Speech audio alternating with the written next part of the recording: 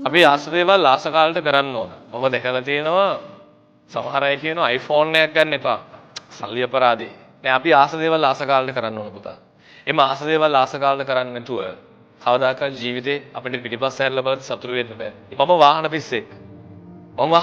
මම වාහන එකතු කරන්න බෑ මම ආස. ඒක සමහර අය කියනවා. ඇයි ඔය ඔච්චර සල්ලි යට කරන්නේ වාහනවලට? ගන්නකො ඉඩමක්. ගන්නකො කුරුඳිනම. ගන්නකො අතනින් ඉඩමක්. නෑ මේක මගේ තෘප්තිය. පිටිපස්ස හැරලා බලද්දි අපිට අපි ආස දේවල් කරලා නැත්තම් පුතා ජීවිතේ කවදාක අපේ ජීවිතේ සාර්ථක නැහැ. අපිට හැමදාම වෙන්නේ දුක් වෙන්නේ. ඒ නිසා ආස කාලේට ආස දේ කරන්න.